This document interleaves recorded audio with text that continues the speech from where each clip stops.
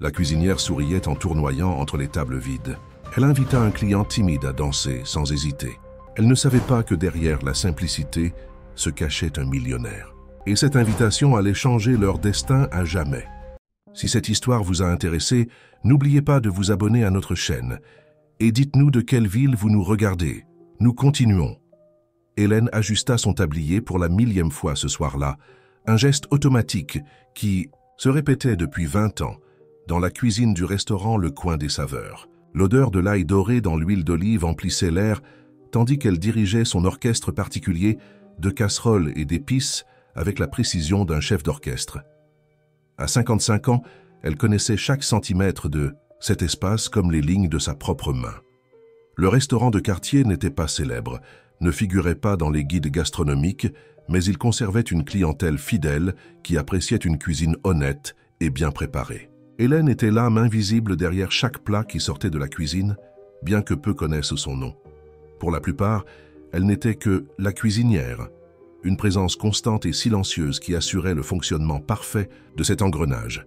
En cette soirée de juin, l'air était différent. La nouvelle serveuse, Marine, avait oublié de mettre la musique d'ambiance qui accompagnait habituellement les dîners. Le silence inhabituel permettait au son de la cuisine de résonner plus clairement dans la salle. Le tintement des couverts, le bouillonnement des casseroles, le rythme des couteaux sur les planches à découper. C'est alors qu'il entra. Le client du mardi, comme Hélène l'appelait mentalement. Depuis des mois, il venait toujours à la même heure, toujours seul. Il s'asseyait à la table près de la fenêtre et commandait le plat du jour sans même regarder le menu. Hélène, elle l'observait discrètement par l'entrebâillement de la porte de la cuisine, intriguée par sa présence constante et solitaire. « Mademoiselle », entendit-elle sa voix pour la première fois, s'adressant à Marine. « Pourriez-vous, s'il vous plaît, mettre de la musique? Quelque chose qui donne envie de sourire ?» La serveuse, prise au dépourvu, courut vers le petit système sonore. Après quelques moments d'hésitation, les notes douces d'un boléro ancien remplirent l'atmosphère. Hélène reconnut instantanément la mélodie. C'était Sabor Ami, l'une des préférées de sa mère. Normalement, Hélène ne quitterait jamais la cuisine pendant le service, sauf en cas d'extrême nécessité. Mais à ce moment-là, elle devait aller chercher plus de serviettes dans l'armoire de la salle, un écart par rapport à sa routine si bien établie. Quand elle traversa l'espace entre les tables, elle le sentit. Son regard.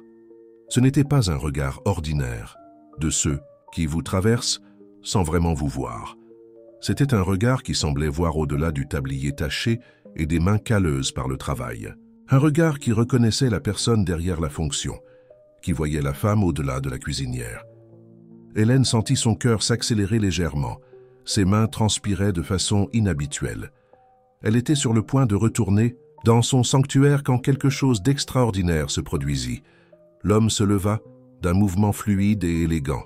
Sans dire un mot, il tendit la main vers elle. Le temps sembla se figer. Les autres clients, les tables, le restaurant lui-même, tout disparut un instant.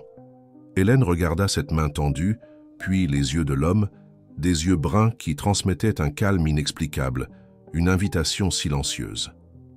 En 20 ans de travail, Hélène n'avait jamais fait quelque chose d'aussi impulsif.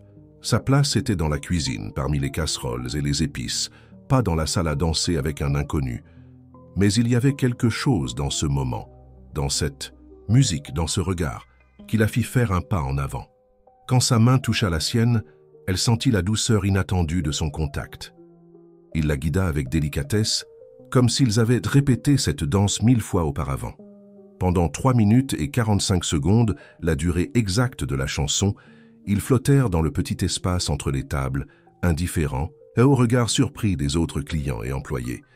La danse s'acheva aussi doucement qu'elle avait commencé, sans mots, sans explication. Hélène retourna à la cuisine, le cœur battant à un rythme différent, les joues légèrement rosies, une étrange sensation de légèreté dans la poitrine. Elle reprit son poste devant la cuisinière, essayant d'agir comme si rien ne s'était passé. Mais quelque chose s'était produit, quelque chose qu'elle ne comprenait pas encore totalement, mais qui ferait de cette soirée ordinaire de mardi le début d'une histoire extraordinaire. Une histoire qui commençait par un boléro, un regard et une danse inattendue. Le lendemain matin, Hélène se réveilla avec une sensation différente. Pendant qu'elle préparait son petit déjeuner solitaire dans le petit appartement qu'elle appelait son foyer, ses pensées revenaient constamment à la soirée précédente. Ses notes du boléro résonnaient encore dans son esprit, tout comme le souvenir de cette touche douce sur ses mains. Elle arriva plus tôt au restaurant, comme elle le faisait toujours. La routine de préparation était son rituel particulier. Organiser les ingrédients, vérifier les stocks, planifier le menu du jour. Mais aujourd'hui, chaque geste portait un poids différent, comme si le monde avait subtilement changé d'axe. « Madame Hélène !» La voix de Marine interrompit ses pensées.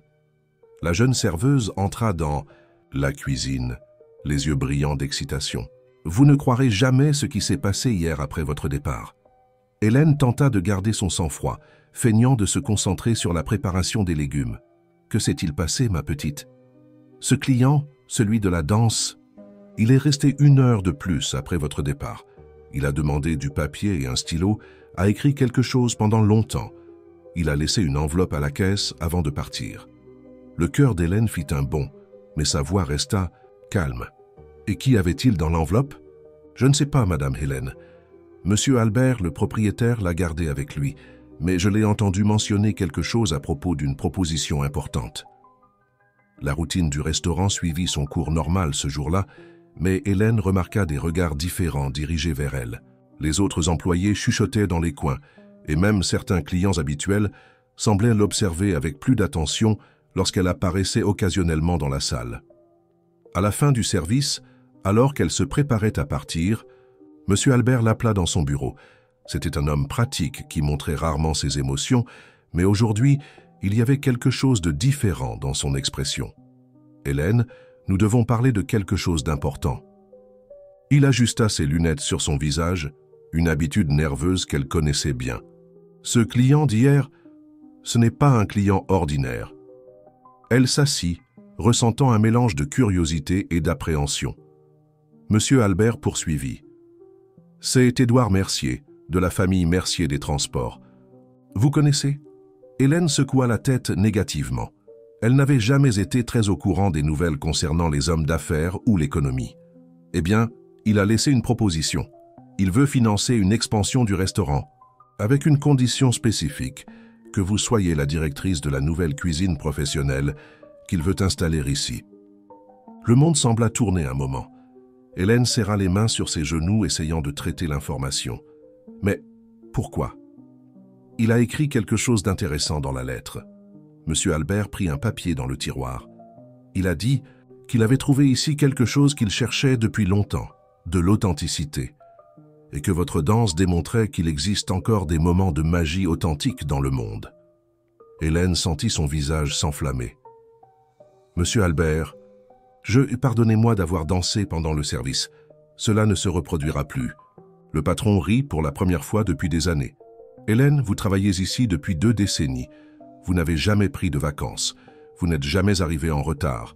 Vous ne vous êtes jamais plainte de rien. Si une danse a apporté une telle opportunité, peut-être auriez-vous dû danser avant. » Mais la proposition apportait plus qu'une simple promotion. Édouard voulait créer un programme de formation professionnelle, axé particulièrement sur les femmes de plus de 40 ans qui rêvaient de travailler dans la gastronomie. Hélène serait non seulement chef, mais aussi mentor. Il a donné un délai d'1 semaine pour y réfléchir, conclut M. Albert. Mais Hélène, soyez sincère, pensez-vous pouvoir le faire? C'est beaucoup de responsabilités, beaucoup d'exposition. La question resta suspendue dans l'air. Hélène regarda ses mains, marquées par des décennies de travail acharné. Elle se souvint de sa mère, qui était aussi cuisinière et rêvait d'avoir son propre restaurant. Elle pensa à toutes les femmes qui, comme elle, avaient du talent, mais n'avaient jamais eu d'opportunité. « Monsieur Albert, » répondit-elle finalement, sa voix ferme comme jamais auparavant, « je pense qu'il est grand temps de découvrir de quoi je suis capable. » En quittant le restaurant ce soir-là, Hélène regarda le ciel étoilé de Paris. La ville semblait différente, plus vivante, plus pleine de possibilités. Quelque part, un boléro jouait depuis une fenêtre lointaine, et elle sourit, sachant que sa vie était sur le point de changer pour toujours. Une semaine se transforma en un tourbillon d'émotions et de changements pour Hélène. Le coin des saveurs bouillonnait avec les nouvelles de la future expansion, et elle se retrouva au centre d'une attention qu'elle n'avait jamais connu auparavant.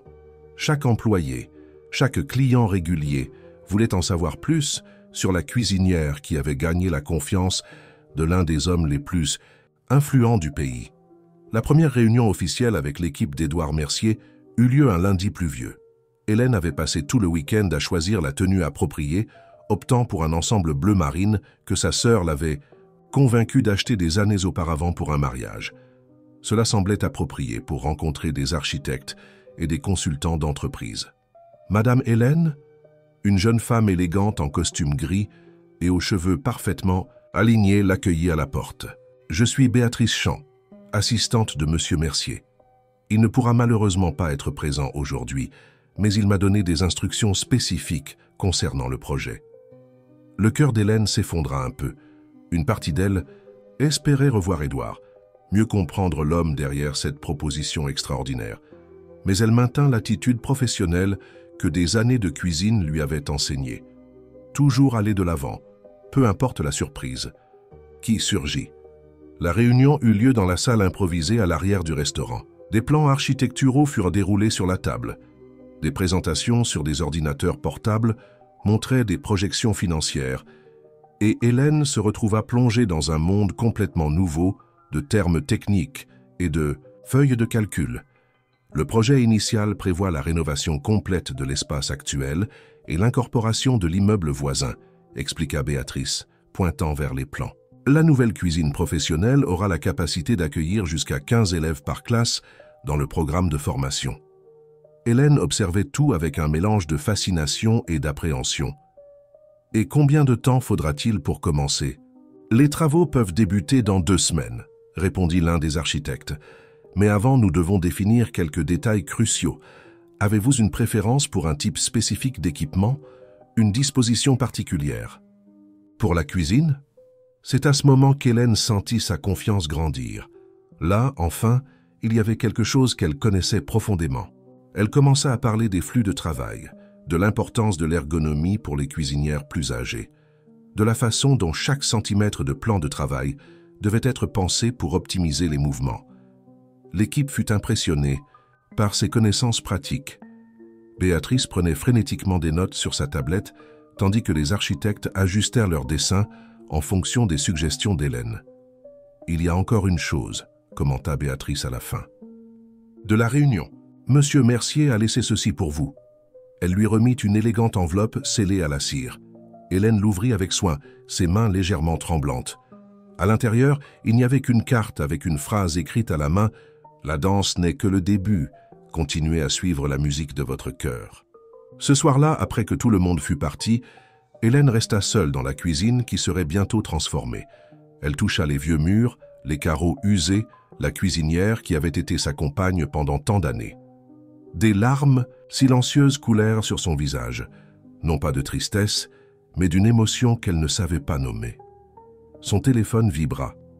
C'était un message de Béatrice avec le calendrier détaillé des travaux et une liste de candidates potentielles pour la première classe du programme de formation. Des femmes comme elle, qui avaient passé des années à cuisiner chez elles, dans de petits établissements, rêvant d'une opportunité qui ne semblait jamais venir. Hélène s'assit sur son tabouret habituel et commença à lire chaque histoire, chaque petite biographie. Marie, 52 ans, cuisinière de repas à emporter. Madame Joséphine, 48 ans, pâtissière indépendante.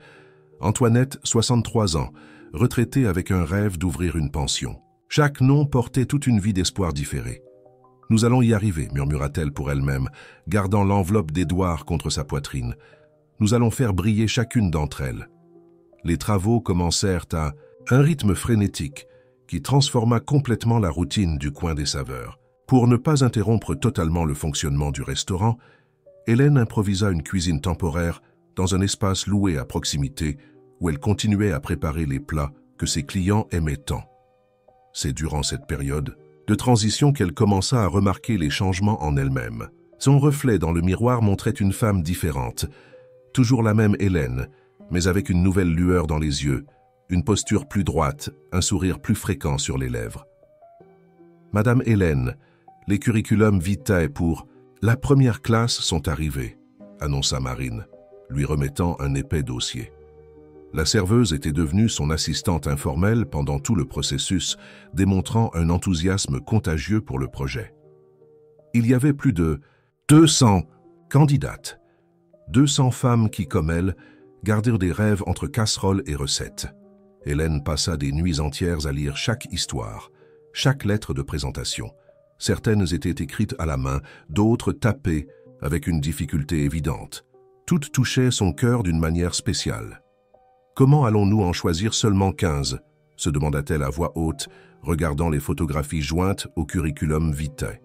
Des visages souriants, timides, pleins d'espoir, chacun racontant une histoire silencieuse de persévérance. C'est alors qu'elle eut une idée. Elle prit son téléphone et, respirant profondément, appela Béatrice. « Nous devons parler avec Monsieur Mercier », dit-elle dès que l'assistante répondit. « J'ai une proposition différente pour le projet. » La réunion fut fixée pour le lendemain, mais à nouveau Édouard ne se présenta pas personnellement. À sa place, une visioconférence fut organisée dans le bureau temporaire. Hélène, qui n'avait jamais participé à un appel vidéo de sa vie, arrangea nerveusement ses cheveux tandis que l'écran s'allumait. Mais l'image qui apparut n'était pas celle d'Édouard. Seule sa voix emplit la salle, tandis qu'un fond neutre occupait l'écran. « Mademoiselle Hélène, c'est un plaisir de finalement pouvoir discuter avec vous. Béatrice m'a dit que vous aviez une idée pour le projet. » Avalant sa nervosité, Hélène expliqua son plan. Au lieu de 15 élèves, elle proposait un système rotatif. Les candidates seraient divisées en groupes qui alterneraient entre cours pratiques et théoriques. Certaines pourraient commencer en aidant dans la cuisine du restaurant, d'autres en participant à des ateliers spécifiques. Cela signifierait un investissement plus important, la voix d'Édouard semblait pensive, et beaucoup plus de travail, pour vous. Oui, répondit Hélène avec fermeté. Mais cela signifie aussi qu'aucune d'entre elles ne sera laissée pour compte. Chacune aura sa chance, même si cela prend un peu plus de temps. Il y eut un moment de silence sur la ligne. Hélène pouvait entendre son propre cœur battre rapidement. « Savez-vous pourquoi j'ai choisi d'investir dans votre projet, mademoiselle Hélène ?» La voix d'Édouard brisa finalement le silence. « Parce que cette nuit-là, quand nous avons dansé, j'ai vu dans vos yeux quelque chose de rare, la capacité de voir l'extraordinaire dans l'ordinaire. Vous venez de prouver que je ne me suis pas trompé. » Le projet fut approuvé sur le champ, avec un budget élargi. Béatrice commença immédiatement à passer des appels, réorganisant les calendriers et les contrats. Hélène resta assise, absorbant l'ampleur du moment. « Une chose encore, » ajouta la voix d'Édouard avant de terminer l'appel. « Gardez ce boléro dans votre cœur. Un jour, qui sait, nous pourrons danser à nouveau. » L'écran s'assombrit, laissant Hélène avec un sourire aux lèvres et des larmes aux yeux. Son téléphone commença à sonner avec insistance. C'étaient les premières candidates contactées par Béatrice, débordant de joie à la nouvelle qu'elles avaient été acceptées dans le programme. Ce soir-là, seule dans son appartement, Hélène sortit de l'armoire une vieille robe. Elle mit une musique sur la petite radio de la cuisine et pour la première fois depuis des décennies, dansa seule, célébrant non seulement sa propre transformation, mais celle de toutes les femmes qui feraient bientôt partie de sa vie. L'inauguration. Du nouvel espace approchait et l'ancien coin des saveurs s'était transformé en quelque chose qui dépassait largement les attentes initiales. Les travaux avaient révélé un bâtiment magnifiquement rénové avec de larges fenêtres qui permettaient à la lumière naturelle d'inonder l'environnement. La cuisine professionnelle était un rêve devenu réalité, avec des équipements de pointe harmonieusement intégrés aux éléments traditionnels qu'Hélène avait insisté pour conserver. « C'est comme une cathédrale de la gastronomie », murmura Marie, l'une des premières élèves du programme en entrant pour la première fois dans l'espace. À 52 ans, elle avait quitté son emploi de cuisinière dans une entreprise pour participer au projet. Hélène sourit, partageant l'enchantement.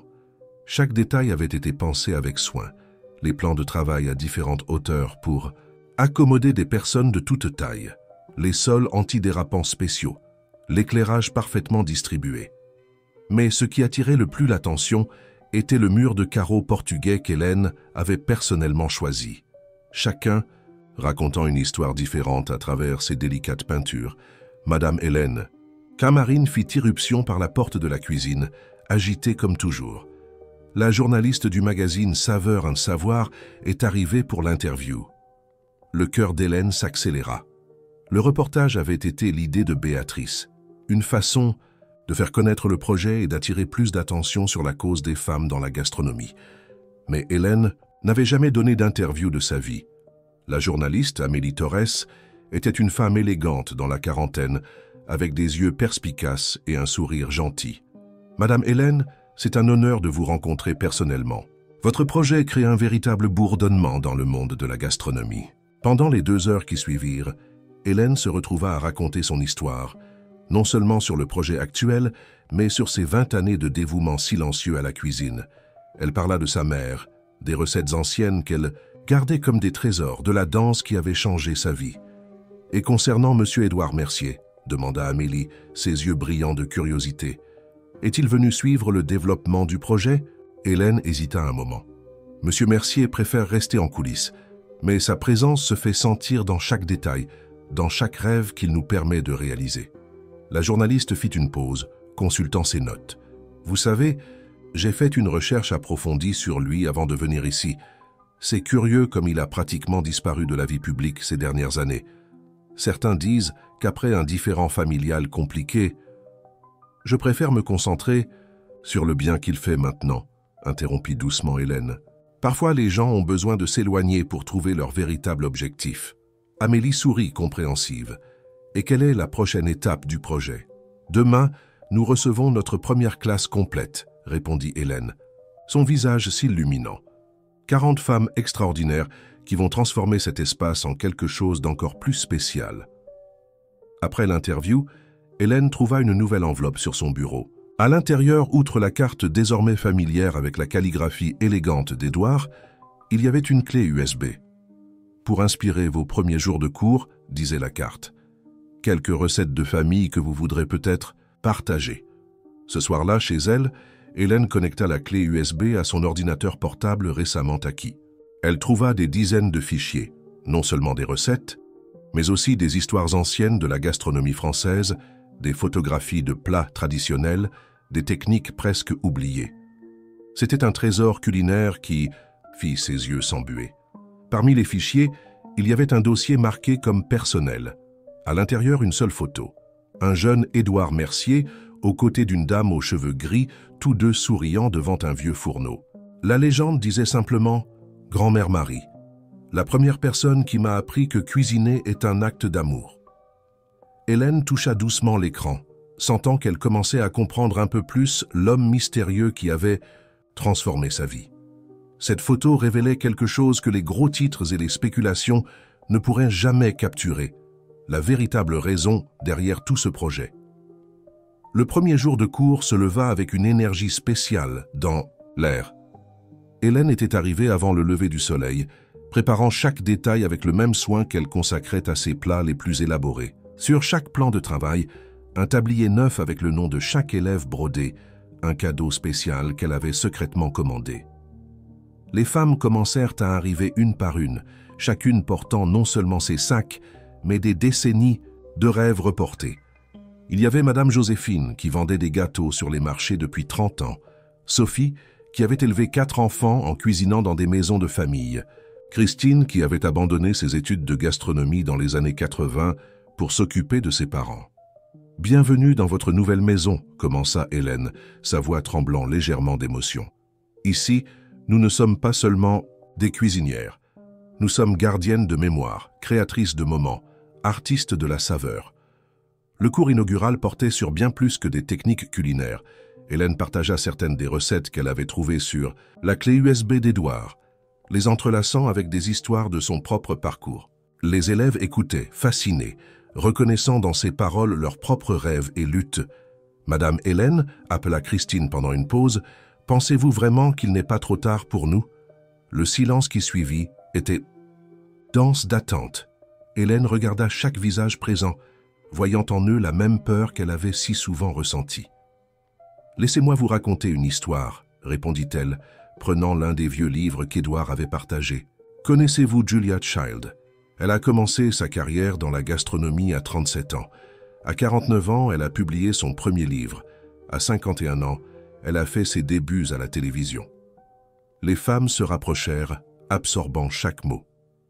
Mais nous n'avons pas besoin d'aller si loin. Regardez-moi. À 55 ans, je pensais que mon rôle était de rester en coulisses, invisible. Puis un boléro a commencé à jouer. À ce moment, comme par magie, les notes douces de Sabor Ami emplirent l'environnement. Toutes les têtes se tournèrent vers la porte de la cuisine où Marine se tenait près du petit Kai. Système sonore, souriant. La vie est comme une recette, continua Hélène, sa voix se mêlant à la mélodie. Parfois, nous devons ajuster le feu, changer les ingrédients, recommencer à zéro. Mais jamais, jamais il n'est trop tard pour créer quelque chose d'extraordinaire. L'après-midi passa en un clin d'œil. Les élèves apprirent les fondamentaux de la cuisine professionnelle, mais plus que cela, elles commencèrent à tisser des liens entre elles. Des histoires étaient partagées entre la coupe des légumes et l'assaisonnement des sauces. Des rires résonnaient dans les couloirs brillants. À la fin de la journée, quand toutes étaient déjà parties, Hélène trouva une enveloppe différente sur son bureau. Ce n'était pas le papier élégant qu'Édouard utilisait habituellement, mais plutôt un ensemble de feuilles simples, soigneusement pliées. C'étaient des lettres des élèves. Chacune avait écrit quelques lignes sur ce que ce premier jour signifiait pour elle. Les mots débordèrent de gratitude, d'espoir et de détermination. La dernière lettre, cependant, fit son cœur s'arrêter un moment. Elle était de Christine. « Chère Hélène, aujourd'hui j'ai compris que nous n'apprenons pas seulement à cuisiner. Nous apprenons à danser à nouveau avec la vie. Merci de nous montrer que nous pouvons encore rêver. » Hélène rangea les lettres avec tous les autres trésors qu'elle avait commencé à collectionner depuis cette première nuit de danse. Dans son appartement, tandis qu'elle préparait un thé avant de dormir, son téléphone sonna. C'était un numéro inconnu. « Allô ?» répondit-elle, hésitante. « Hélène. » La voix d'Édouard résonna clairement pour la première fois, sans l'intermédiaire de visioconférence. « Je voulais simplement vous dire que vous avez dépassé toutes mes attentes aujourd'hui. Ma grand-mère aurait été fière. » Avant qu'elle ne puisse répondre, la ligne devint muette. Hélène resta immobile, tenant le téléphone, un doux sourire sur ses lèvres. Dehors, la ville pulsait de son énergie nocturne, mais dans son cœur, un boléro continuait de jouer doucement. Le reportage dans le magazine Saveurs and Savoirs eut un impact que personne n'avait prévu.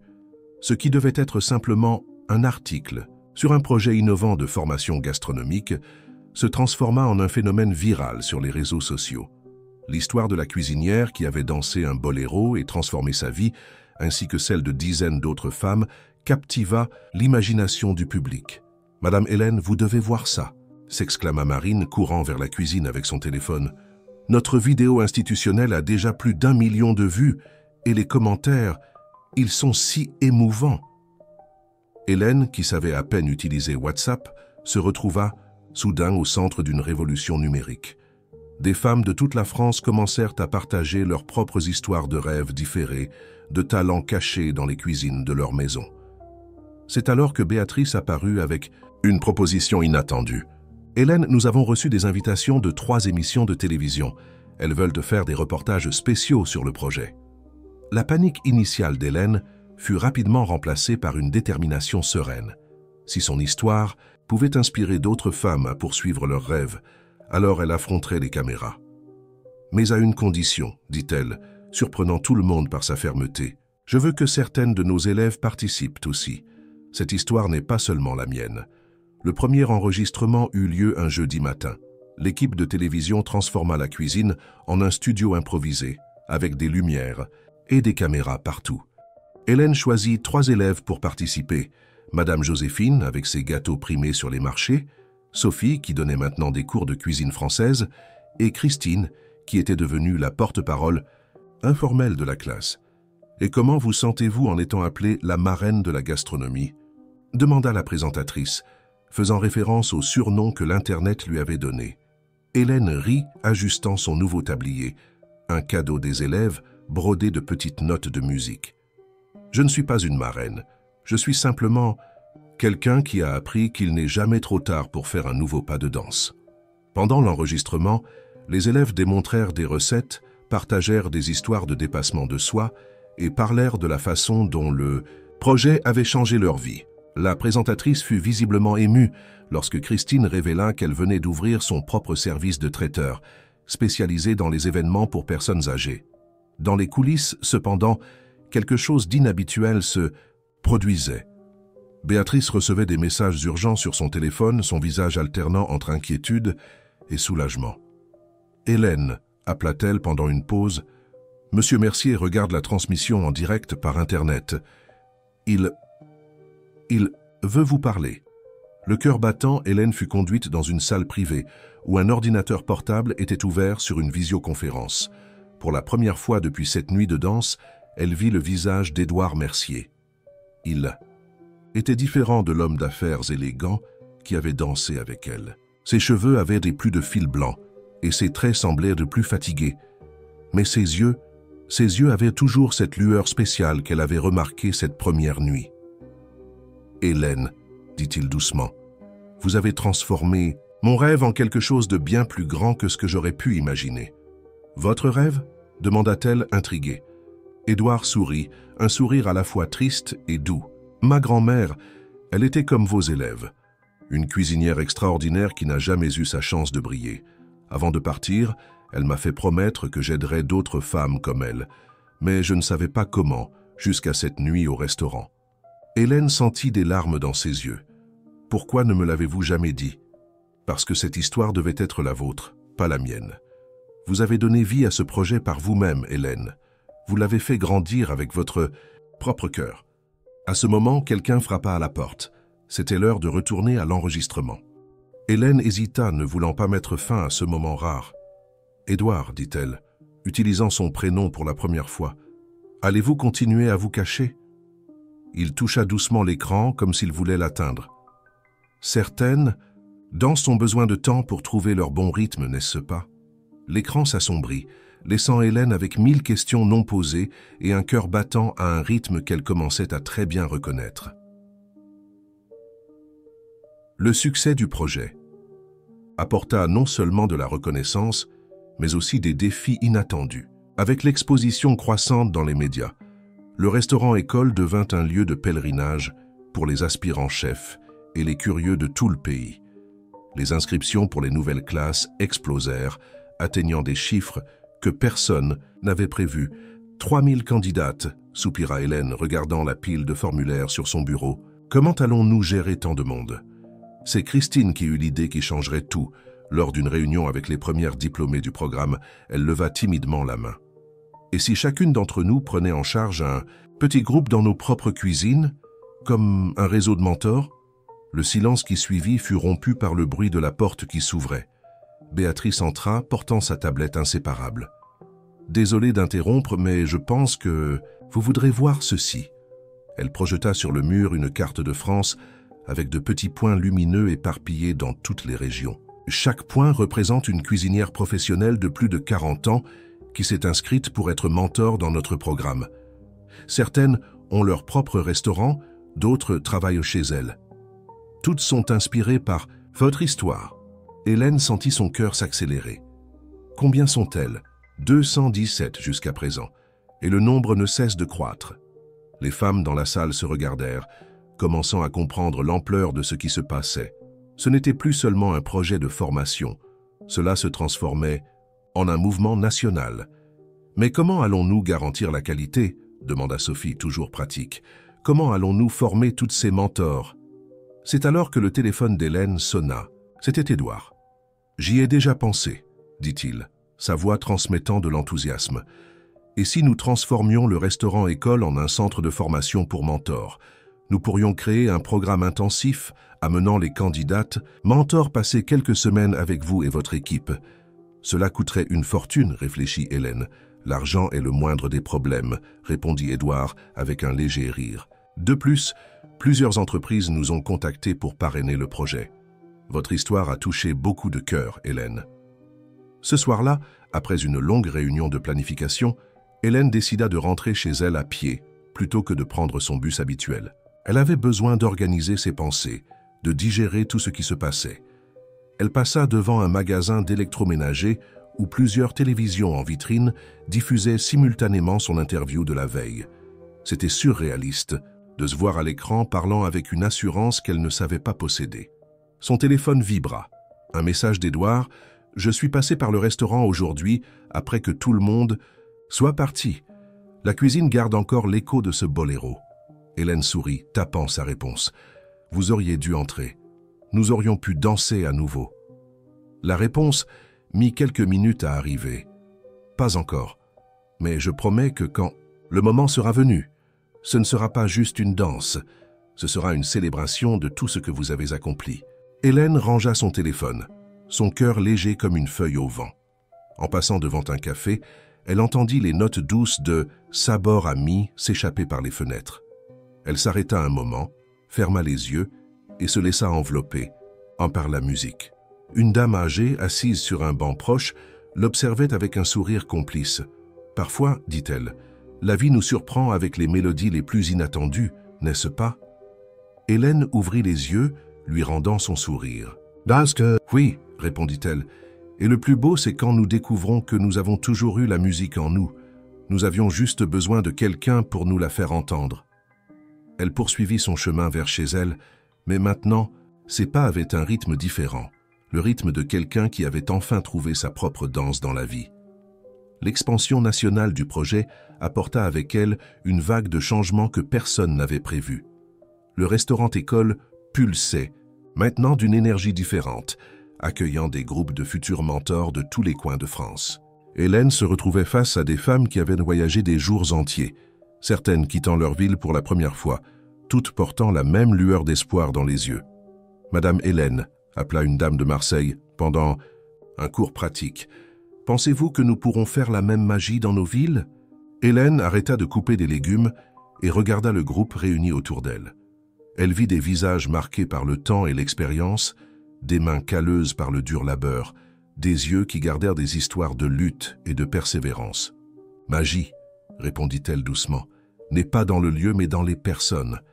Elle est dans l'amour que nous mettons dans chaque plat, dans chaque geste, dans chaque enseignement. » C'est pendant l'un de ces cours que Béatrice entra précipitamment dans la cuisine, son visage normalement composé montrant une agitation inhabituelle.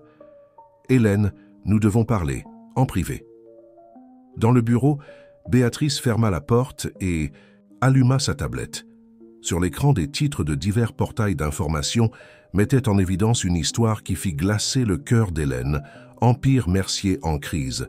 Héritier rebelle utilise la fortune familiale dans un projet social controversé. Édouard Mercier défie sa famille et investit des millions dans un réseau de restaurants-écoles. Les actionnaires remettent en question l'utilisation des ressources dans un projet gastronomique. La famille intente une action en justice, expliqua Béatrice, sa voix tendue. Ils affirment qu'Édouard n'a pas l'autorité pour utiliser les ressources de l'entreprise de cette façon. Ils veulent un audit complet du projet. Hélène sentit le sol se dérober sous ses pieds. Cela signifie que... Non, interrompit fermement Béatrice. Édouard prend déjà des mesures. Il ne permettra pas que quelque chose arrive au projet, mais il doit apparaître publiquement. Il ne peut plus se cacher. La famille utilise sa réclusion comme argument pour remettre en question sa capacité de gestion. Hélène ferma les yeux, se rappelant la dernière visioconférence avec Édouard. Comment il semblait vulnérable malgré sa force. Maintenant, elle comprenait mieux pourquoi il restait dans l'ombre. « Que pouvons-nous faire ?» demanda-t-elle. Déterminée à ne pas laisser ce rêve s'effondrer. Édouard convoque une conférence de presse pour demain. Il veut que vous soyez là, Hélène. En fait, Béatrice hésita. Il a dit qu'il ne le ferait que si vous étiez à ses côtés. 7.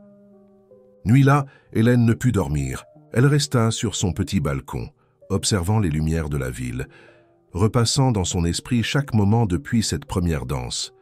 Son téléphone sonna peu après minuit. Désolé d'appeler si tard. La voix d'Édouard semblait fatiguée. J'imagine que Béatrice vous a déjà tout raconté. Oui, répondit-elle doucement. Pourquoi ne m'avez-vous pas parlé avant des problèmes avec votre famille? Parce que je voulais vous protéger, vous et le projet, de tout ce drame familial. Mais maintenant, il soupira profondément.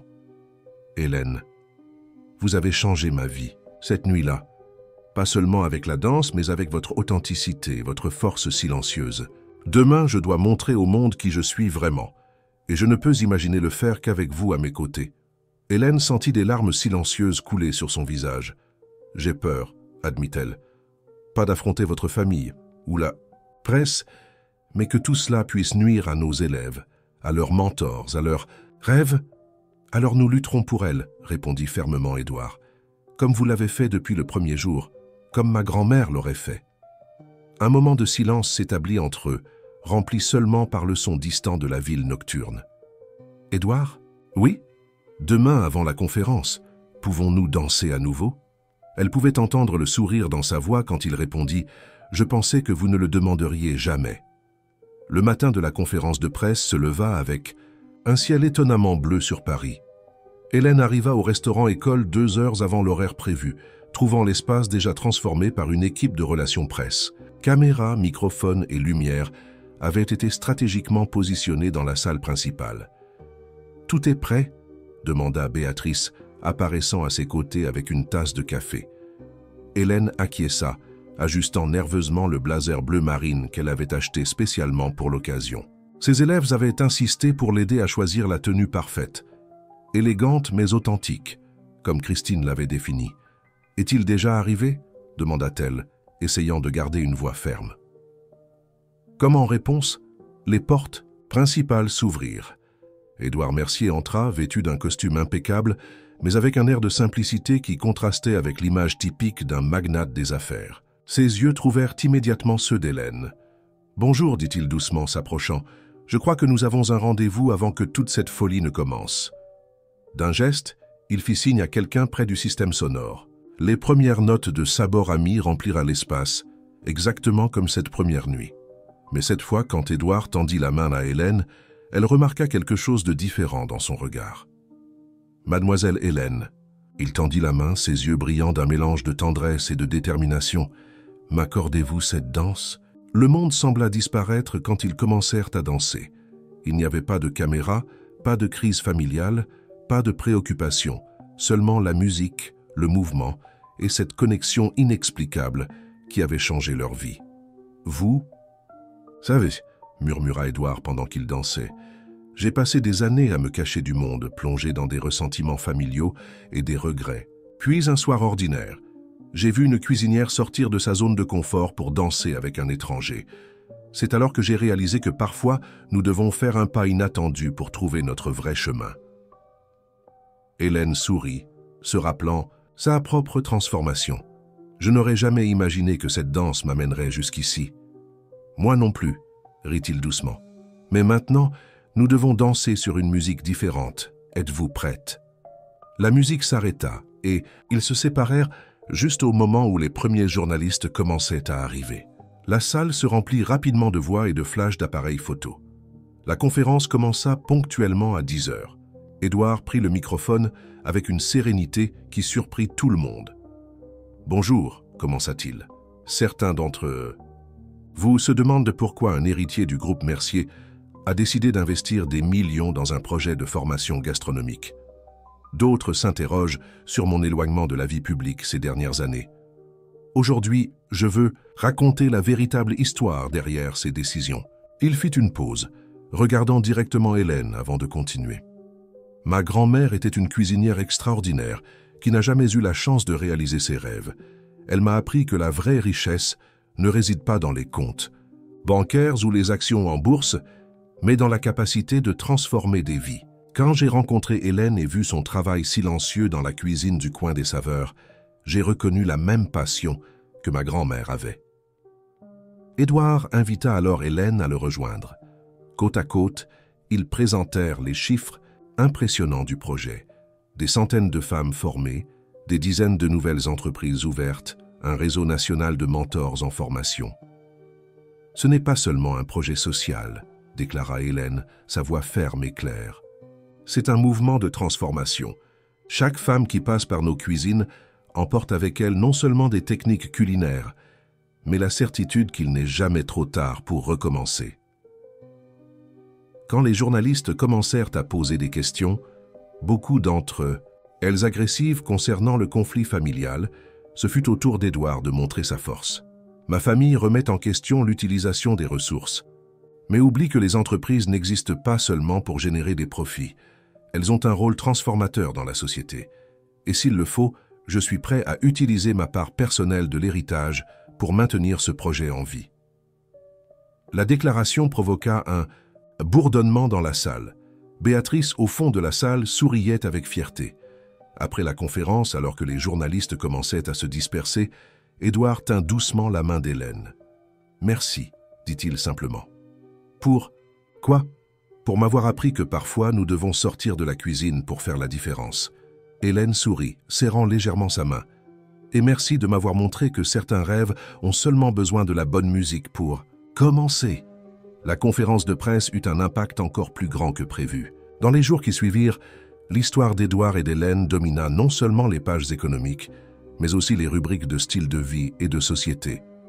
L'image de l'héritier reclus qui avait trouvé son but à travers un projet social, inspiré par une danse avec une cuisinière, captiva l'imagination du public. « Regardez ça !» s'exclama Marine, montrant son téléphone à Hélène pendant le petit déjeuner au restaurant École. « Il existe déjà 3 pages sur les réseaux sociaux dédiées à vous deux. Les abonnés parlent du conte de fées de la gastronomie. » Hélène rougit légèrement, encore mal à l'aise avec toute cette attention. Mais il n'y avait pas de temps pour s'inquiéter de cette soudaine célébrité.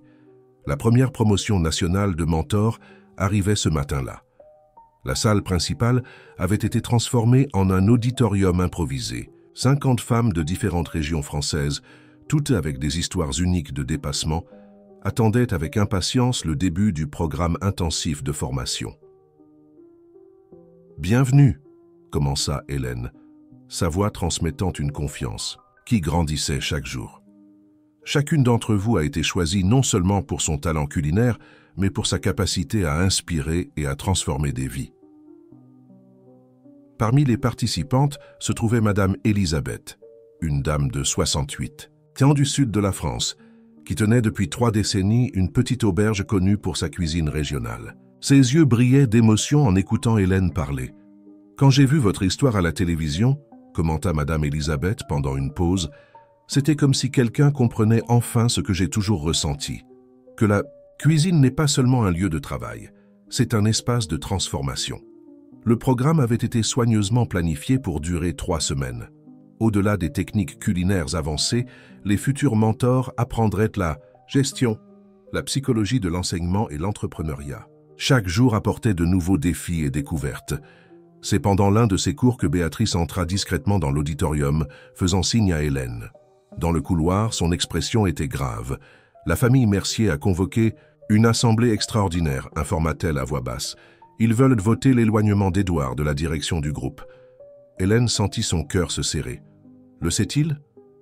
Oui, en fait, Béatrice hésita. Il est ici. Il veut vous parler. Et Édouard attendait dans le petit jardin à l'arrière, l'un de ses endroits préférés dans le complexe. Il semblait fatigué, mais ses yeux gardaient cette lueur déterminée qu'Hélène avait appris à admirer. « Désolé d'apparaître ainsi, » dit-il quand elle s'approcha, « mais j'avais besoin de vous voir avant d'affronter ce qui nous attend. Votre famille ne renoncera pas facilement, n'est-ce pas ?» Il sourit tristement. « Non, ils n'ont jamais compris mes choix. Quand je me suis éloigné de l'entreprise il y a des années, après une série de désaccords sur l'orientation des affaires, ils ont pensé que c'était juste une phase. Maintenant, avec le projet, avec vous, » il fit une pause, cherchant les mots justes. Ils ont réalisé que c'est quelque chose de bien plus grand. Hélène observa le jardin autour d'eux, les herbes aromatiques qu'elle avait elle-même plantées, le petit banc où elle s'asseyait parfois pour réfléchir. « Que pouvons-nous faire ?»« Lutter, » répondit simplement Édouard. « Mais cette fois, je ne veux pas le faire seul. Hélène, » il se tourna pour la regarder directement. « Vous avez changé ma vie de façon que je n'aurais jamais imaginée. Possible. Vous m'avez fait croire à nouveau au pouvoir des connexions humaines, à la magie des nouveaux départs. Édouard, laissez-moi terminer, demanda-t-il doucement. Demain, lors de l'Assemblée, je vais proposer quelque chose de radical. Je veux transformer le projet en une fondation indépendante, avec son propre patrimoine. Et je veux que vous soyez non seulement la directrice exécutive, mais ma partenaire dans tout cela. » Hélène retint son souffle, comprenant le poids de cette proposition. Ce n'était pas seulement une question professionnelle, c'était une déclaration de confiance, de partenariat, de quelque chose de plus profond qu'il construisait silencieusement. « Mais votre famille, le groupe ?» « Parfois, Nous devons choisir entre l'héritage que nous avons reçu et l'héritage que nous voulons construire, répondit-il, lui tendant la main comme il l'avait fait cette première nuit. Qu'en dites-vous? Êtes-vous prête à danser cette nouvelle musique avec moi? Avant qu'Hélène ne puisse répondre, ils entendirent des applaudissements venant de la porte du jardin. Les mentors en formation avaient fait une pause dans leur cours et assistaient à la scène, beaucoup avec des larmes aux yeux. « Allez-y, Madame Hélène !» cria Madame Elisabeth, sa voix chargée d'émotion. Parfois, le meilleur assaisonnement de la vie est le courage de risquer. Hélène regarda les femmes qui étaient devenues sa famille élargie, le jardin qui symbolisait la croissance et le renouveau, et finalement Édouard qui attendait patiemment sa réponse. Avec un sourire, elle prit sa main. « Vous savez quoi ?» dit-elle, ses yeux brillants. « Je pense qu'il est plus que temps d'apprendre quelques nouveaux pas. » Le matin de l'assemblée arriva avec une énergie différente dans l'air. Le restaurant-école était exceptionnellement silencieux. Les cours avaient été suspendus et les mentors en formation avaient organisé un petit déjeuner spécial pour Hélène avant son départ pour la réunion. « C'est notre façon de dire que nous sommes avec vous », expliqua Christine, servant un café préparé avec des grains spécialement torréfiés pour l'occasion. Chacune d'entre nous a contribué à quelque chose sur cette table. Hélène regarda avec émotion le banquet devant elle. Pain maison, gâteaux régionaux, fruits confits, douceurs traditionnelles, chaque élément racontant une histoire, chaque saveur portant un souhait de bonne chance. « J'ai apporté ceci pour vous », dit Madame Elisabeth, lui remettant un petit paquet. À l'intérieur se trouvait un foulard de soie ancienne, délicatement brodé. Il appartenait à ma grand-mère. Elle disait toujours qu'il portait chance dans les moments « importance ». Béatrice arriva ponctuellement à 8h30, apportant un ensemble de documents. Édouard a passé toute la nuit à finaliser la proposition de la fondation avec les avocats, expliqua-t-elle pendant qu'elle se dirigeait vers la voiture. Il veut que tout soit parfait. Durant le trajet jusqu'au siège du groupe Mercier, Hélène observait la ville s'éveiller à travers la vitre de la voiture. Paris avait un éclat différent ce matin-là, comme si elle aussi soutenait leur cause. L'immeuble de l'entreprise était une imposante structure de verre et d'acier qui semblait toucher le ciel. Dans le hall, Édouard les attendait, élégant, dans son costume sombre, mais avec ce sourire gentil qu'Hélène admirait tant. « Prête ?» demanda-t-il doucement, lui offrant son bras. « Comme jamais », répondit-elle, ajustant le foulard de Madame Elisabeth autour de son cou. La salle du conseil d'administration était pleine. Des cadres en costume coûteux, des avocats avec leurs porte-documents en cuir, et au centre de la table, la famille Mercier, des visages sérieux qui portèrent le poids de générations de pouvoir et de tradition. « Édouard », commença Richard, Mercier, le patriarche de la famille, sa voix grave résonnant dans la salle. « Avant de commencer officiellement, j'aimerais faire une dernière tentative de dialogue. Es-tu sûr de vouloir poursuivre dans cette voie ?» Édouard regarda Hélène, puis son père. « Je n'ai jamais été aussi sûr de quelque chose dans ma vie. » La présentation qui suivit fut différente de tout ce que cette salle avait jamais vu. Édouard ne parla pas seulement de chiffres et de projections, bien qu'ils fussent impressionnants. Il parla de transformation sociale, de mission d'entreprise, de véritable héritage. « Ce que je propose, conclut-il, c'est la création de la Fondation Saveur en Rêve, une entité indépendante qui poursuivra et élargira le travail que nous avons commencé. Et oui, je suis prêt à utiliser ma part d'héritage pour garantir sa durabilité. » Un murmure parcourut la salle. Richard Mercier s'ajusta dans son fauteuil, son visage un masque de retenue. « Et vous, madame ?» s'adressa-t-il à Hélène pour la première fois. « Qu'est-ce qui vous fait penser que vous pouvez diriger un projet de cette envergure ?» Hélène sentit le poids de tous les regards sur elle. Elle toucha doucement le foulard à son cou et se leva. « Monsieur Mercier, » commença-t-elle, sa voix claire et ferme. « J'ai passé 20 ans de ma vie à croire que ma place était uniquement en coulisses d'une cuisine, mais j'ai appris que parfois, nous devons faire un pas au-delà de notre zone de confort pour découvrir notre vraie force. » Elle fit une pause, regardant dans les yeux chaque personne présente. Ce projet ne concerne pas uniquement la gastronomie. Il s'agit de donner une voix à celles qui n'ont jamais été entendues, une opportunité à celles qui n'ont jamais eu de chance, de la dignité à celles qui ont toujours travaillé dans l'ombre. Et s'il y a une chose que j'ai apprise en gérant une cuisine professionnelle pendant 2 décennies, c'est que le vrai leadership ne concerne pas le pouvoir, Il s'agit de service, de dévouement et de la capacité à faire briller les autres. Un silence profond tomba sur la salle. Richard Mercier regardait fixement Hélène, son visage s'adoucissant, progressivement. « Vous savez, dit-il finalement, vous me rappelez quelqu'un. Quelqu'un qui croyait aussi qu'une cuisine pouvait changer le monde. » Édouard retint son souffle. « Père, ta grand-mère serait fière, mon fils, » compléta Richard, un sourire discret apparaissant sur ses lèvres. « Pas seulement du projet, mais que tu aies trouvé quelqu'un qui partage sa même vision. » La tension dans la salle commença à se dissiper. Un par un, les membres du conseil commencèrent à manifester leur soutien à la proposition. Lorsque le vote final eut lieu, le résultat fut surprenant. Approbation unanime. En sortant de la salle de réunion, Édouard prit la main d'Hélène. « Je pense que nous méritons une célébration spéciale, » murmura-t-il. « Que diriez-vous d'un dîner? Je connais un petit restaurant de quartier qui a le meilleur boléro de la ville. » Hélène rit, sentant son cœur léger comme une plume. « Seulement si vous promettez de danser avec moi. »« Toujours, » répondit-il, ses yeux brillants de promesses de nombreuses danses futures. Les mois qui suivirent l'approbation de la Fondation Saveurs un rêve furent intenses et transformateurs. Le petit restaurant-école était devenu le centre d'une révolution silencieuse dans la gastronomie française. Chaque semaine, de nouvelles histoires de réussite arrivaient de différents coins du pays. Par un matin particulièrement agité, Hélène trouva Béatrice qui l'attendait dans son bureau avec une expression radieuse. « Nous devons célébrer », annonça l'assistante, lui tendant un dossier. « Les chiffres du premier semestre viennent d'arriver. » Hélène ouvrit le rapport et sentit ses yeux s'embuer. Plus de 1000 femmes formées à travers le réseau de mentors, 200 nouvelles entreprises ouvertes, des partenariats avec 15 gouvernements régionaux pour des programmes de formation professionnelle. « Mais ce n'est pas tout », continua Béatrice, contenant à peine son enthousiasme.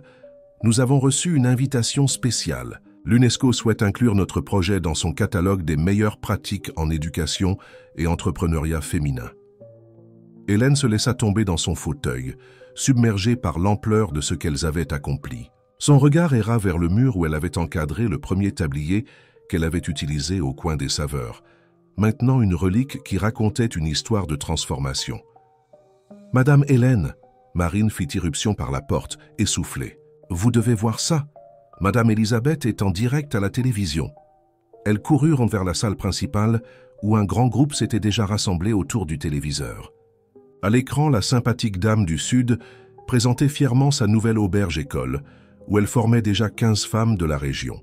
« Tout le succès que nous avons ici dans le Sud, disait Madame Elisabeth à la journaliste, a commencé par une danse qui nous a appris qu'il n'est jamais trop tard pour recommencer. Elle n'oublie pas cette danse, hein ?» Une voix amusée résonna derrière Hélène. C'était Édouard qui était arrivé silencieusement. Hélène sourit, ressentant la chaleur familière que sa présence apportait toujours. Ces derniers mois, ils avaient développé un partenariat qui allait au-delà du professionnel, une synchronisation naturelle, comme celle de danseurs qui connaissent parfaitement les pas l'un de l'autre. « En parlant de danse, continua-t-il, j'ai une surprise pour vous.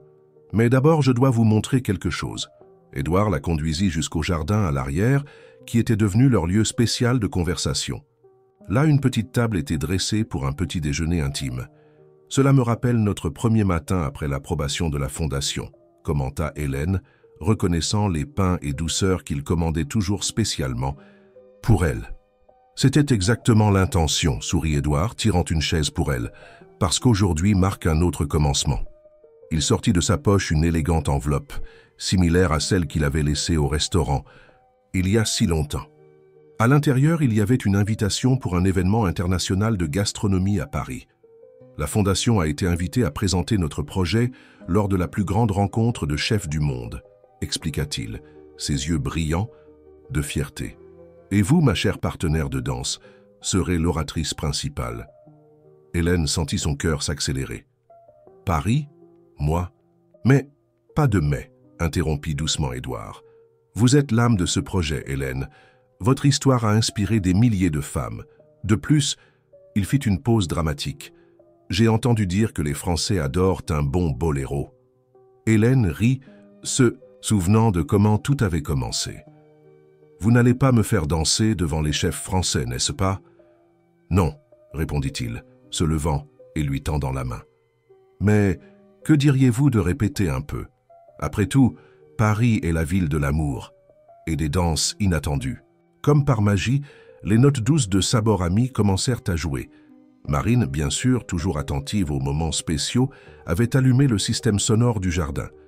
Tandis qu'il dansait parmi les herbes aromatiques et les fleurs, Hélène réalisa que sa vie s'était transformée en une recette unique.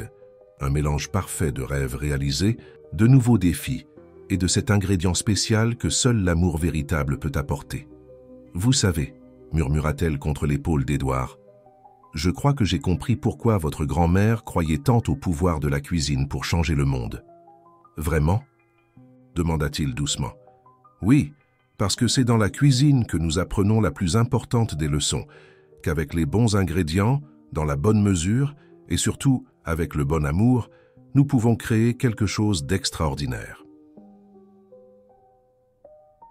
Paris accueillit la délégation française avec le charme typique de son printemps.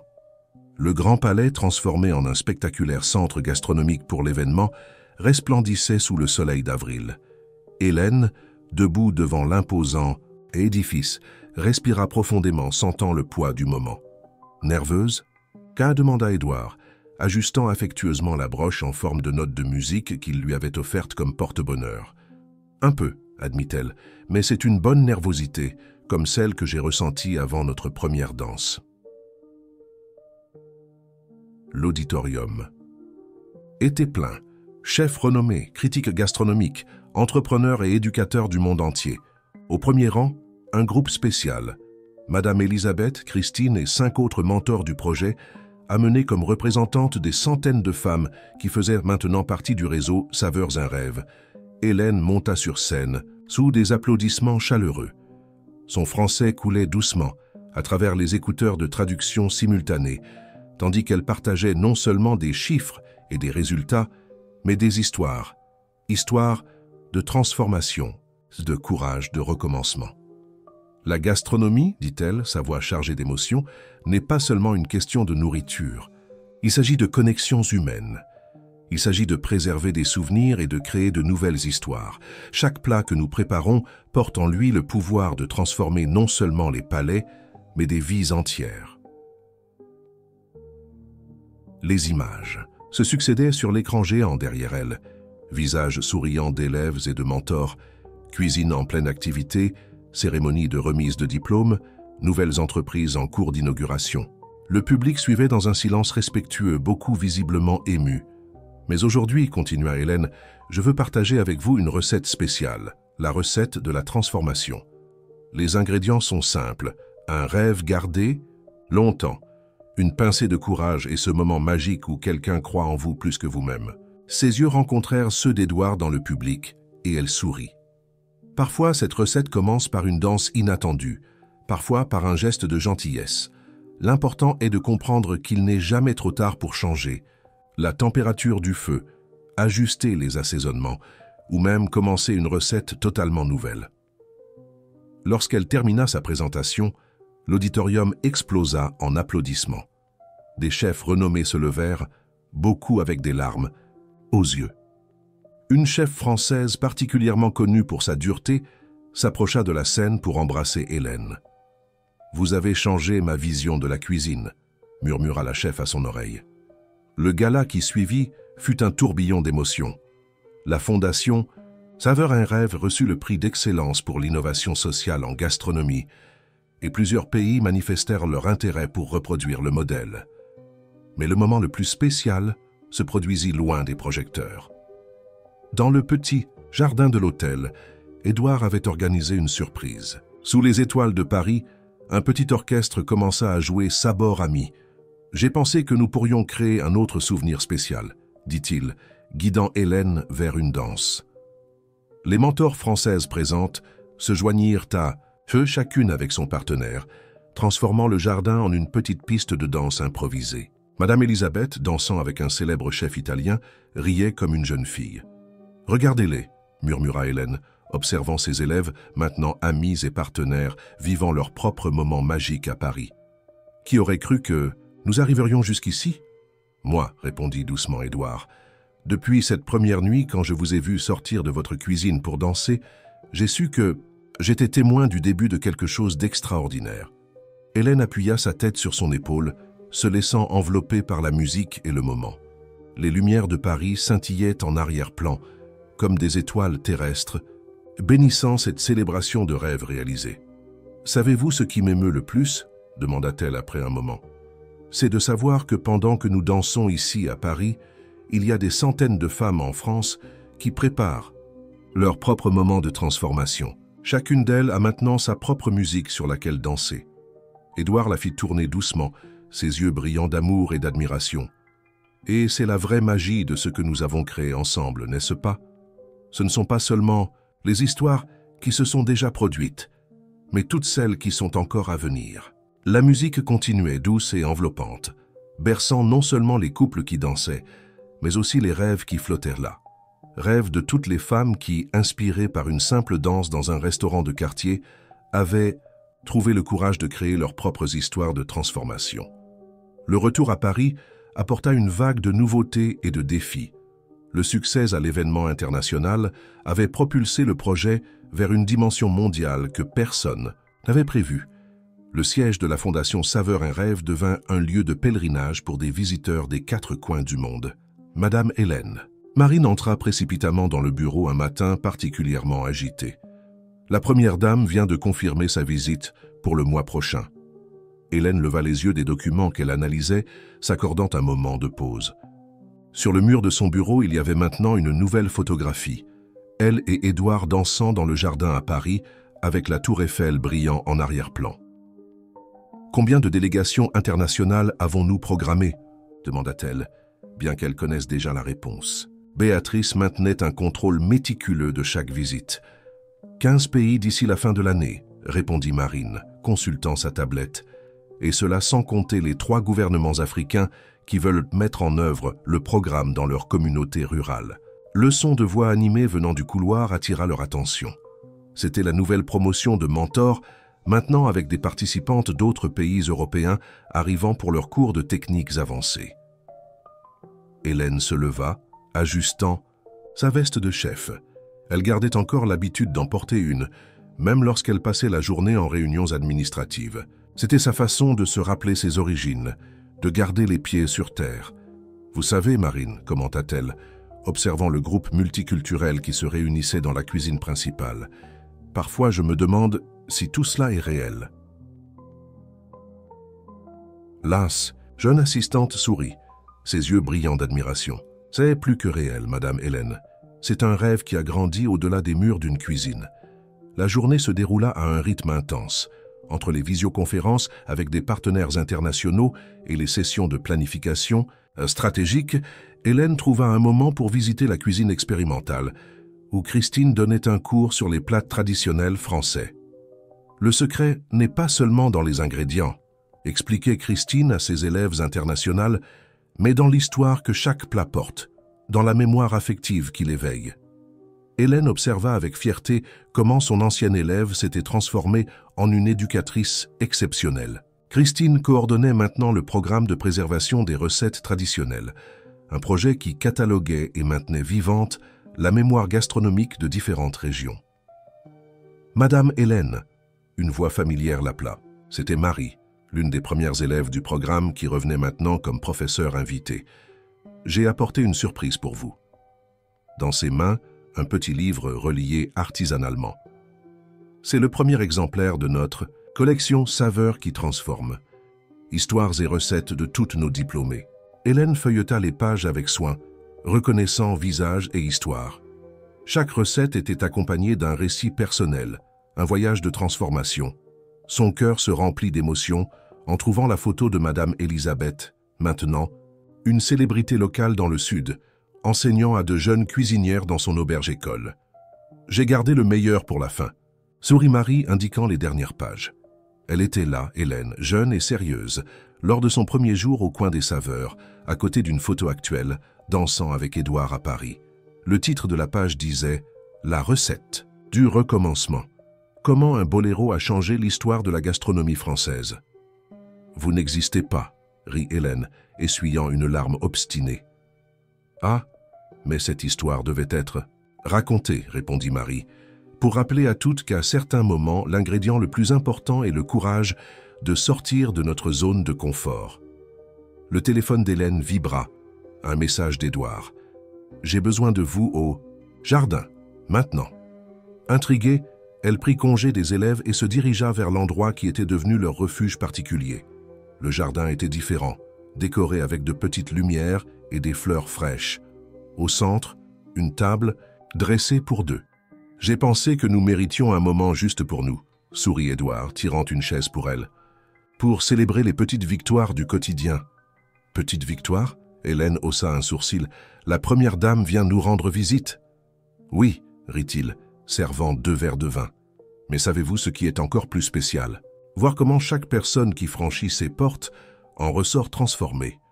Comment chaque histoire que nous partageons inspire de nouvelles histoires. » Les notes douces de Sabor Ami commencèrent à jouer. Certaines choses ne changeaient jamais, et la capacité de Marine à créer des moments magiques en était une. « À nous », Édouard leva son verre, « et à toutes les danses que nous allons encore danser. » Hélène sourit, son cœur débordant de gratitude. Là, dans ce jardin qui avait été témoin de tant de moments importants, elle comprit que sa vie s'était transformée en la plus extraordinaire des recettes, une qui continuait de surprendre chaque nouveau jour. La visite de la première dame se transforma en un événement que personne, à la Fondation Saveur un rêve, n'oublierait jamais.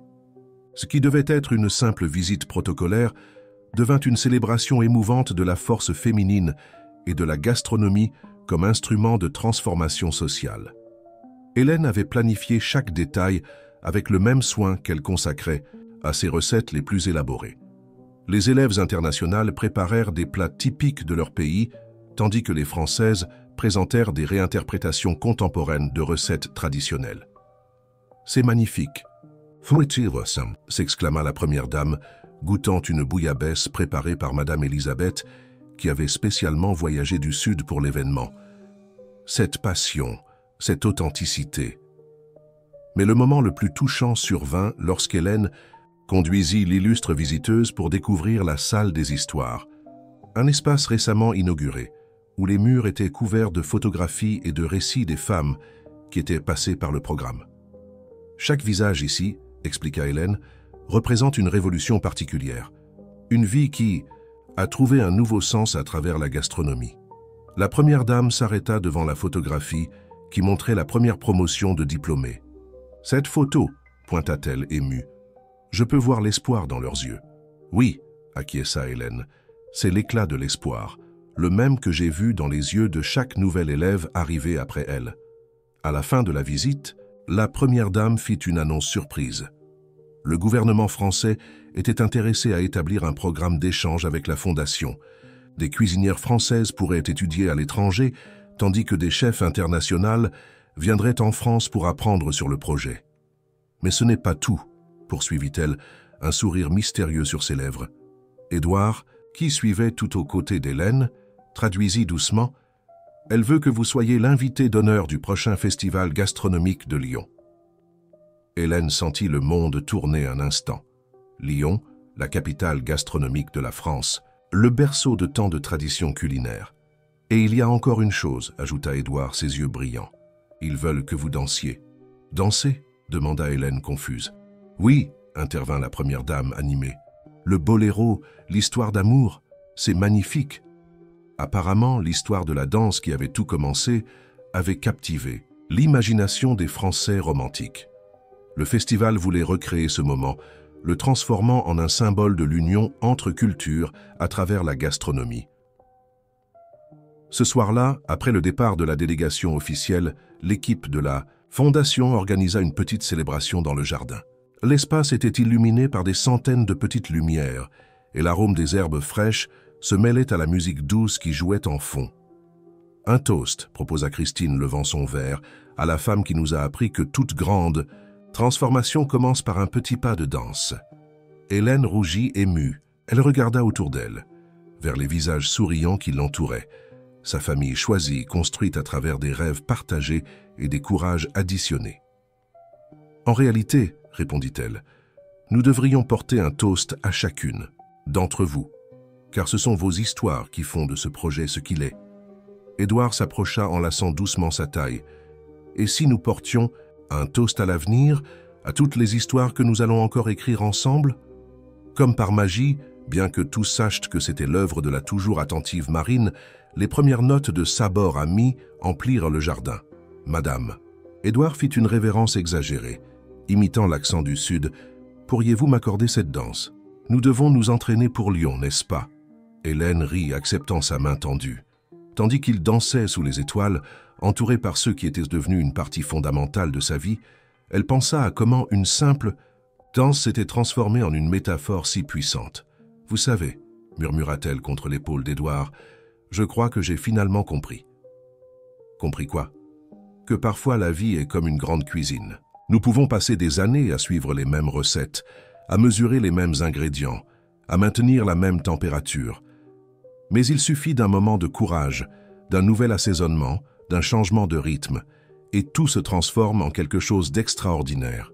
Édouard la fit tourner doucement, leurs visages illuminés par la lumière des étoiles et par l'éclat d'un amour qui avait grandi avec leurs rêves partagés. « Et savez-vous ce qui est le plus beau ?» répondit-il. « C'est que notre recette est loin d'être terminée. Nous avons encore de nombreuses saveurs à découvrir, de nombreuses danses à danser. » Autour d'eux, d'autres personnes commencèrent à danser aussi, élèves, mentors, employés.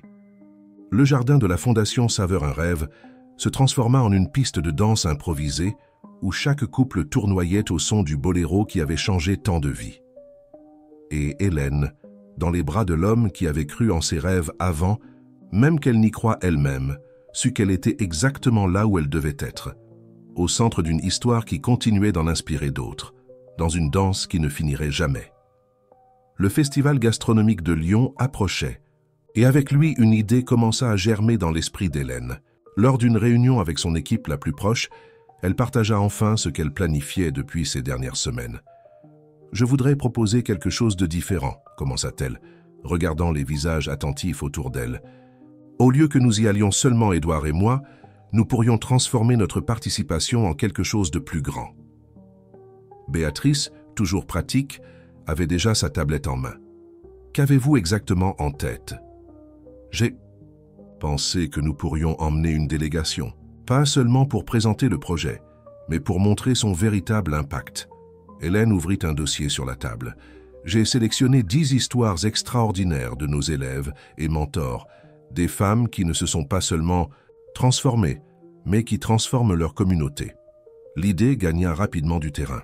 Madame Elisabeth, avec son projet de préservation de la cuisine traditionnelle du Sud, Marie, qui avait créé un réseau de restaurants populaires géré exclusivement par des femmes de plus de 50 ans.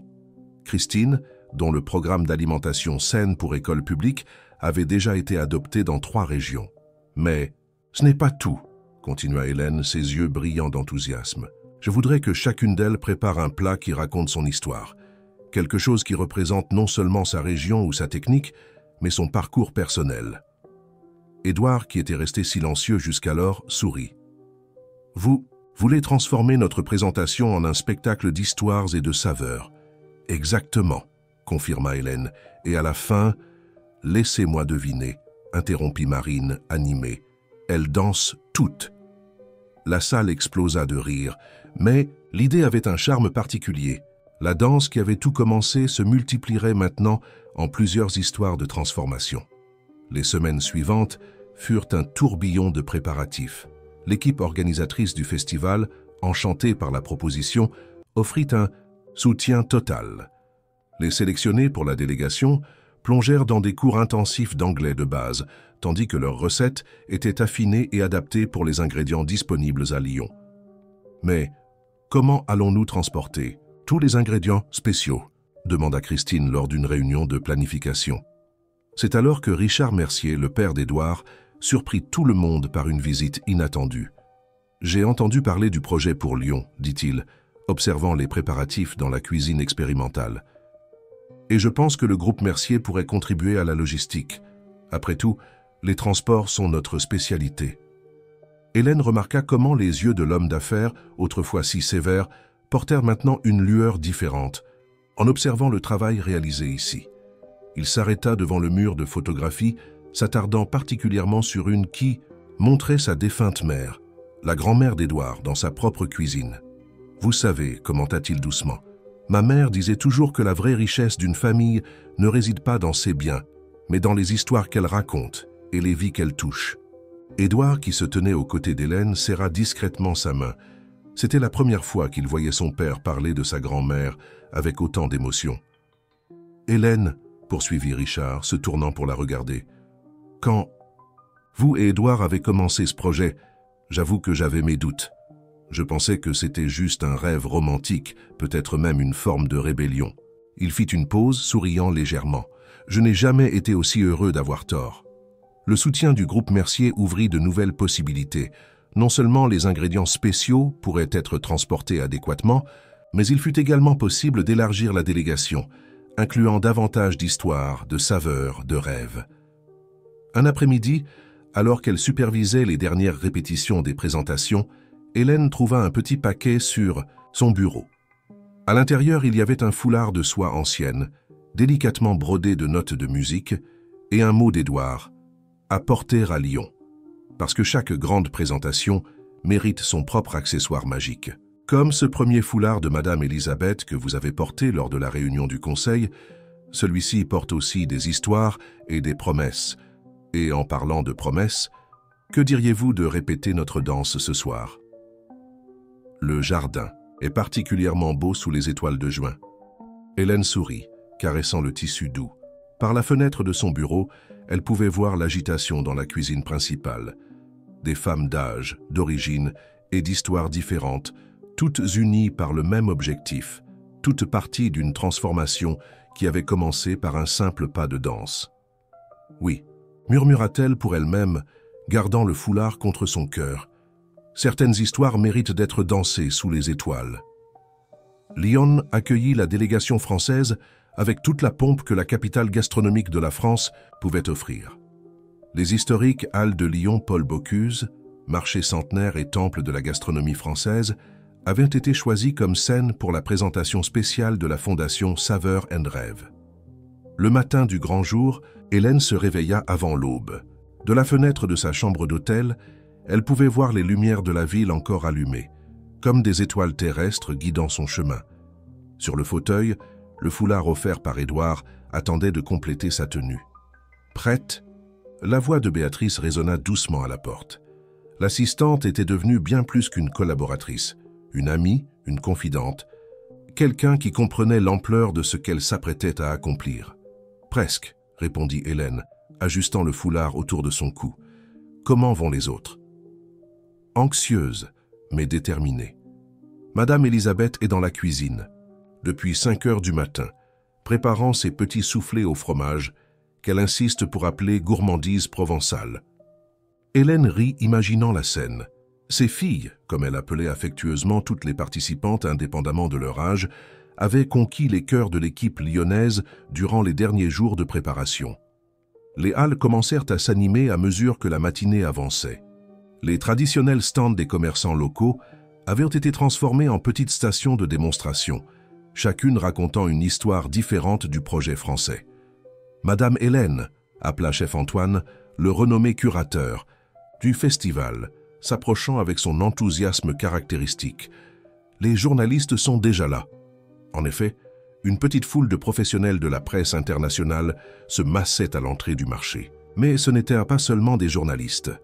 Hélène reconnut plusieurs chefs célèbres, critiques gastronomiques et même quelques célébrités venues honorer l'événement. La présentation commença avec Christine, racontant son histoire tout en préparant une bouillabaisse contemporaine. Son récit, traduit simultanément en plusieurs langues, provoqua une visible émotion dans le public. « Cette sauce », murmura un chef étoilé Michelin, goûtant le plat. « C'est de la magie pure. » Une à une, les femmes de la délégation française présentèrent leurs plats et leurs histoires. Marie surprit tout le monde avec une réinterprétation d'un cassoulet utilisant des ingrédients méditerranéens. Madame Elisabeth conquit des applaudissements enthousiastes en enseignant des techniques de fermentation naturelle qu'elle avait apprises de sa grand-mère. Entre une présentation et l'autre, de petits groupes de danse folklorique régionale se produisaient, créant une atmosphère de célébration culturelle. L'arôme des différents plats en préparation se mêlait à la musique, transformant les halles en une symphonie pour tous les sens. Finalement arriva le moment que tous attendaient. Les lumières du marché diminuèrent doucement et un unique projecteur illumina le centre de l'espace. Hélène, portant le foulard musical offert par Édouard, marcha jusqu'à l'endroit éclairé. « L'histoire que je vais raconter aujourd'hui, commença-t-elle, n'est pas seulement la mienne. C'est l'histoire de toutes les femmes qui, à un moment donné, ont dû trouver le courage de faire un nouveau pas dans leur vie. » Édouard émergea de l'ombre, élégant dans son costume sombre, tendant la main vers elle exactement comme il l'avait fait cette première nuit au coin des Saveurs. Les notes de Sabor à mi emplirent l'espace historique, mais cette fois, quelque chose de différent se produisit. Une à une, ses élèves et mentors se joignirent à la danse, chacune avec son partenaire, transformant le marché centenaire en une célébration de vie et de transformation. « C'est magnifique !» s'exclama la première dame française qui avait tenu à être présente. « C'est l'essence même de la gastronomie, unir les gens, créer des moments, transformer des vies. » Tandis qu'elle dansait dans les bras d'Édouard, Hélène observait le résultat de tout ce qu'ils avaient construit ensemble.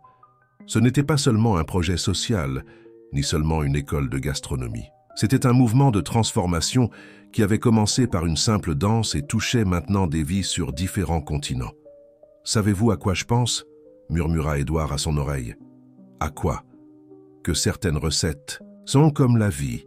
Elles ont besoin de temps pour trouver le point juste, l'équilibre parfait entre tous les ingrédients. » Hélène sourit, appuyant sa tête sur son épaule.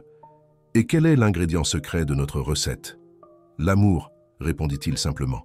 « L'amour pour la transformation, pour la vie, pour les rêves, et surtout, l'amour que nous avons trouvé l'un dans l'autre. » Les lumières des halles brillaient comme des étoiles au-dessus d'eux, tandis que le boléro continuait d'accompagner non seulement leur danse, mais toutes les histoires de transformation qui s'y entrelaçaient en une unique, extraordinaire célébration de la vie. Le succès à Lyon ne fut que le début d'une nouvelle phase pour la fondation Saveurs & Rêves. De retour à Paris, Hélène trouva son bureau rempli d'invitations et de propositions de partenariats internationaux. Mais ce fut une enveloppe simple, sans identification, qui attira son attention en ce matin de printemps. À l'intérieur, il n'y avait qu'une carte avec la calligraphie élégante qu'elle connaissait si bien. « Retrouvez-moi au coin des Saveurs ce soir, j'ai une surprise pour vous. » L'ancien restaurant où tout avait commencé avait été préservé exactement tel qu'il était, transformé en une sorte de musée vivant de l'histoire du projet. Occasionnellement, il servait encore des repas spéciaux préparés par les élèves du programme. Lorsqu'Hélène arriva à l'heure convenue, elle trouva le lieu complètement transformé. Des bougies illuminaient doucement l'ambiance et un arôme familier emplissait l'air, les mêmes plats qui étaient au menu cette soirée spéciale d'il y a si longtemps. « Bienvenue de retour », la voix d'Édouard résonna derrière elle.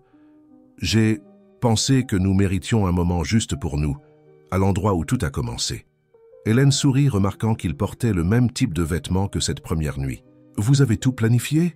« En fait, sourit-il, j'ai eu un peu d'aide. » Comme à un signal, Marine émergea de la cuisine, accompagnée par Christine, Marie, Madame Elisabeth et d'autres femmes qui étaient devenues une partie fondamentale de cette histoire. « Nous ne pouvions pas rester en dehors de ce moment, » dit Christine, ses yeux brillants d'émotion. Une à une, elles commencèrent à servir les plats qui avaient tôt marqué leur propre parcours de transformation. Chaque plat racontait une histoire, chaque saveur portait un souvenir spécial. Mais il manque encore une chose, commenta Édouard, faisant un signe discret. Les premières notes de Sabor à mi emplirent l'ambiance, exactement comme cette première nuit. Mais cette fois, quand Édouard tendit la main à Hélène, elle remarqua quelque chose de différent dans son regard. « Hélène, commença-t-il, sa voix douce mais ferme, quand je suis entré dans ce restaurant pour la première fois, je cherchais un endroit pour me cacher du monde. Au lieu de cela, j'ai trouvé une raison de recommencer à vivre pleinement. » Il fit une pause, sortant quelque chose de la poche de sa veste, une petite boîte de velours bleu. Lors de cette première danse, j'ai découvert que certains moments ont le pouvoir de changer tout le cours d'une vie. Et maintenant, il s'agenouilla, ouvrant la boîte pour révéler une délicate bague avec une petite note musicale sertie de diamants. Je veux savoir si vous acceptez de danser avec moi pour le reste de nos vies. Hélène sentit le monde tourner un instant. Autour d'eux, les femmes devenues sa famille souriaient à travers leurs larmes. Mais il y a une condition, poursuivit Édouard, une lueur espiègle dans les yeux. Notre mariage devra avoir lieu ici, au coin des Saveurs, avec toutes nos élèves préparant le banquet. Comme si je pouvais l'imaginer autrement, répondit Hélène, sa voix chargée d'émotion. Lorsqu'il plaça la bague à son doigt, un applaudissement spontané éclata dans le restaurant.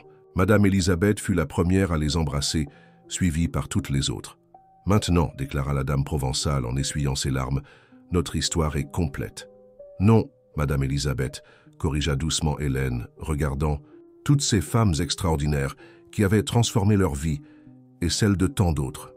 Notre histoire ne fait que commencer.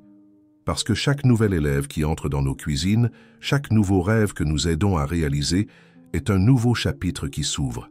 Édouard l'attira plus près et ensemble, ils commencèrent à danser, cette fois pas seulement un boléro, mais la promesse d'un futur partagé. Autour d'eux, d'autres personnes se joignirent à la danse, transformant le restaurant en une célébration d'amour, de rêve et de transformation. « Savez-vous ce qui m'émeut le plus ?» murmura Hélène à l'oreille d'Édouard, tandis qu'il dansait. « Quoi ? Pensez à toutes les danses qui sont encore à venir, à toutes les vies que nous allons encore toucher, à toutes les histoires que nous allons encore aider à écrire. » Édouard sourit, la faisant tourner doucement sous les lumières douces du restaurant. Et chacune de ces histoires a commencé parce qu'une cuisinière courageuse a décidé de sortir de sa zone de confort pour danser avec un étranger. « Non, corrigea Hélène, ses yeux brillants d'amour et de gratitude. Chacune de ces histoires a commencé parce que deux personnes ont découvert que certains rêves sont trop grands pour être rêvés seuls. 1 an plus tard, le coin des Saveurs vécut sa plus belle célébration. Le mariage d'Hélène et d'Édouard ne fut pas seulement une cérémonie d'union entre deux personnes. Ce fut une fête qui célébra toutes les transformations nées d'une simple danse. L'espace avait été décoré d'herbes aromatiques et de fleurs comestibles, cultivées dans le jardin de la Fondation. Chaque table racontait une histoire différente à travers sa décoration, représentant les diverses régions de France où le projet avait fleuri. Les anciennes élèves, maintenant entrepreneuses et chefs à succès, s'étaient réunies pour préparer le banquet. Chaque plat avait été soigneusement choisi pour représenter une étape du parcours du couple. Le menu était un véritable voyage à travers les souvenirs qu'ils avaient construits ensemble. « Regardez tout cela », commenta Marine, désormais directrice de communication de la Fondation, observant l'activité dans la cuisine. « Qui aurait cru que cette première soirée nous mènerait jusqu'ici ?» Christine, qui coordonnait l'équipe de préparation du banquet, sourit tout en finalisant l'un des plats. Certaines recettes sont ainsi. Elles ont besoin du temps juste pour atteindre la perfection. La cérémonie fut conduite dans le jardin, où le premier oui avait été échangé 1 an auparavant. Madame Élisabeth, choisie comme témoin, portait fièrement le même foulard qu'elle avait prêté à Hélène lors de cette première réunion décisive. Quand la musique commença à jouer, ce n'était pas « Sabor, ami », pas encore. Hélène apparut dans une robe simple mais élégante, portant un bouquet entièrement composé d'herbes aromatiques. À son cou, le foulard musical offert par Édouard à Lyon. Richard Mercier, qui conduisait la mariée, semblait plus ému que son propre fils. « Vous avez ramené notre famille dans la vie », murmura-t-il à Hélène avant de la remettre à l'autel. Les vœux furent échangés parmi sourires et larmes. Édouard parla de trouver son but à travers l'amour. Hélène parla d'apprendre à danser avec la vie. Mais ce fut le moment après la cérémonie que tout s'attendait. Les premières notes de Sabor ami emplirent l'air, et le couple entama sa première danse en tant que mari et femme. Cette fois, cependant, ils n'étaient pas seuls. Des dizaines de couples se joignirent à eux. Élèves, mentors, employés, membres de la famille, chacun portant sa propre histoire de transformation. « Regardez-les », murmura Hélène à Édouard, tandis qu'ils dansaient. Chacune de ces femmes est un miracle en mouvement. En effet, Il était impossible de ne pas s'émouvoir en voyant Madame Elisabeth, qui dirigeait maintenant un réseau d'auberges-écoles dans le sud. Marie, dont les restaurants populaires étaient devenus une référence en économie solidaire. Christine, récemment nommée ambassadrice de la gastronomie française par l'UNESCO. Le banquet qui suivit fut une célébration de saveurs et d'histoire. Chaque plat était accompagné d'un petit récit, racontant comment cette recette avait touché la vie de quelqu'un. À la fin de la soirée, quand les étoiles brillaient déjà dans le ciel, Édouard et Hélène se retrouvèrent à nouveau au même endroit où ils avaient dansé pour la première fois. « Savez-vous ce qui m'émeut le plus ?» demanda-t-il, la tenant contre sa poitrine. « Quoi ? Penser que notre histoire va inspirer d'autres personnes à croire en leurs propres rêves, à faire leurs propres pas de danse. » Hélène sourit, observant l'activité autour d'eux. Dans la cuisine, une nouvelle promotion d'élèves se préparait à commencer son parcours. Dans le jardin, des couples dansaient encore sous les lumières douces. Dans l'air, le parfum d'espoir et de possibilités. « Et savez-vous ce qui est le plus beau ?» répondit-elle. « C'est que chaque nouvelle histoire qui naît ici porte un peu de notre danse, un peu de notre amour. » Les dernières notes du boléro se dissipèrent dans l'air nocturne, mais la musique qu'Hélène et Édouard avaient créée ensemble, une symphonie de transformation, d'espoir et d'amour, continuerait à résonner à pas travers les vies de toutes les personnes touchées par leur extraordinaire parcours. Car certaines histoires ne